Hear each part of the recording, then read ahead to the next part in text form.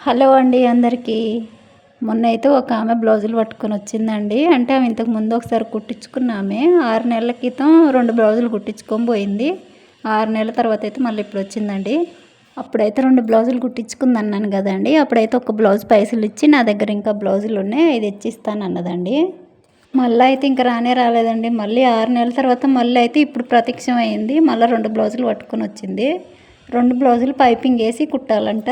అయితే నేనైతే అడిగానండి, అప్పుడు కుట్టించుకున్నావు కదా 2 బ్లౌజులు, నాకు ఒక బ్లౌజ్ పైసలు ఇచ్చినావు, మళ్ళీ వస్తానని రానే రాలేదు ఏందా ఆంటీ అని అడిగాను.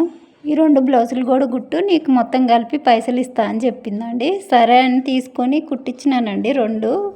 సాయంత్రం వచ్చిందండి తీసుకోవడానికి. ఒకరోజు సాయంత్రం వచ్చి 2 బ్లౌజులు పైసలే పట్టుకొచ్చిందండి. ఒక బ్లౌజ్ పైసలు అయితే తీసుకురాలేదు. అదేందా ఆంటీ, నాకు 3 బ్లౌజులు పైసలు ఇవ్వాలి కదా, 2 బ్లౌజులు పైసలే తీసుకొచ్చినావు, నాకు పాత ఒక బ్లౌజ్ పైసలు ఇవ్వాలి కదా అని అడిగానండి. అడిగితే నా దగ్గర ఇంకా ఉన్నాయిరా బ్లౌజులు, అవి తీసుకొని వస్తా, ఇప్పుడైతే ఈ 2 బ్లౌజులు పైసలు తీసుకొని చేతిలో పెట్టిపోయిందండి.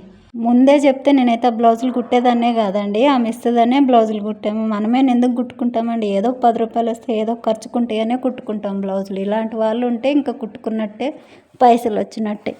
నా వీడియో కనుక మీకు నచ్చినట్టయితే ప్లీజ్ లైక్ చేసి షేర్ చేయండి.